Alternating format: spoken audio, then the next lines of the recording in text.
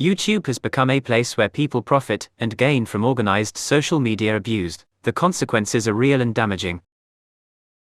Organized social media abuse has similarities to online vigilantism, in which a group portrays itself as being a protector or exposer of sinister behavior. What generally follows is the organized targeting of a person or persons who are considered as some form of threat. But the organized targeting of people on YouTube often resembles, not so much an act of justice, protection or selfless behavior, but an enterprise underpinned by personal gain and self-promotion. Organized social media abuse is an industry in itself, which produces its own ecosystem, logic and hierarchy. It's an online industry in which people can make the sort of gains that they can't necessarily make in the real world. Organized social media abuse is an opportunity for people to build revenue streams, make quick and significant money, gain a reputation, and find some type of self-fulfillment, all of which they lack in the world away from YouTube. But it's an industry in which people are driven by self-serving reasons, but camouflage this by pretending their actions are motivated to protect and help others. To better understand how online abuse can be profitable and gainful for some, and how you can fight against it and spot the abusers, it helps to understand how the industry works.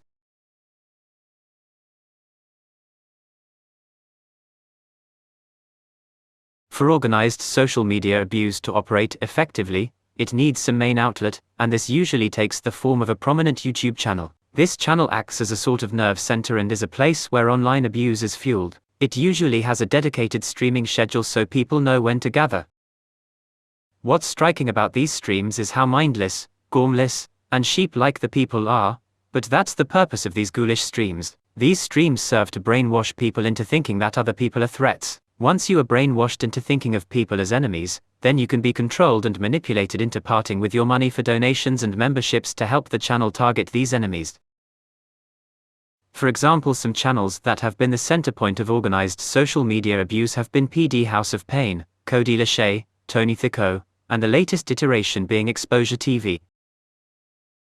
Now take Exposure TV. What's noticeable about this channel is, not just how much of a bell with the host is, but also how mind-numb people are in chat and on the panel. For hours on end, the panel and chat will vent their hate and anger at whoever the enemy is. It's a bit like the 2 minutes of hate in Orwell's 1984, where the docile flock hurl profanities at an object of hate for 2 minutes on a giant screen to demonstrate how committed they are as members to the leadership and the cause. But even as we grasp at victory, there is a cancer, an evil tumor, growing, spreading in our midst. Shout!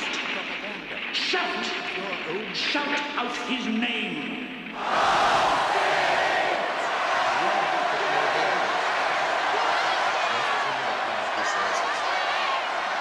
Nothing the party does is good. Even the Lord stands is good. The party wants you to believe we are at war, so as to channel your emotions away from their hateful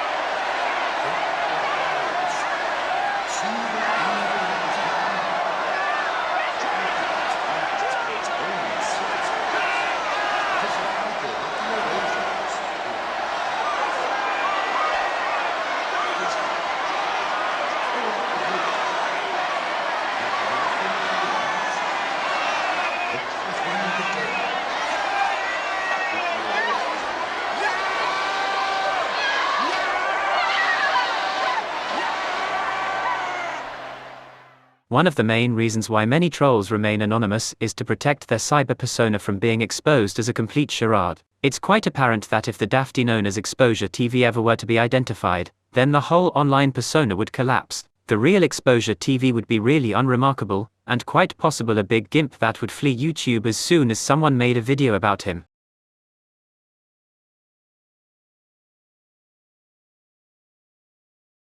The industry of organized social media abuse also adopts certain language in order to reinforce their shady and bullying behavior, and ultimately profit from it.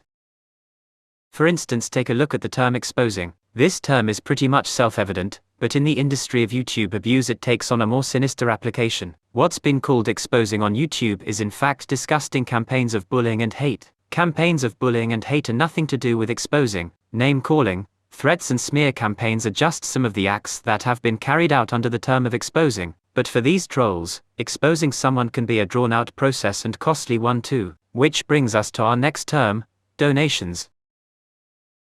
Donations have become a revenue stream for organizers of social media abuse. By persuading people that they are doing a public good, online social abusers can convince people to part with their money in the form of donations. But organized campaigns of hate and bullying have nothing in common with anything good. The industry of organized social media abuse wants people to believe that what they are doing is a good deed, but in fact it actively searches for people to label as wrong'uns, targets them, then asks people for donations to help expose them. Wonder where the money is actually going. Some of the individuals at the forefront of organized social media abuse have questionable and criminal pasts, and in particular to do with opportunistic behavior. Robbers of the elderly, fraudsters of the state, drug dealers preying upon the vulnerable, and women abusers are just some backgrounds of these people. Are organizing campaigns of online abuse just another opportunistic act for these people? Are YouTube channels and streams that actively target and harass people just the latest opportunistic act by a bunch of shady people? Just the latest iteration of making quick gains in a questionable manner?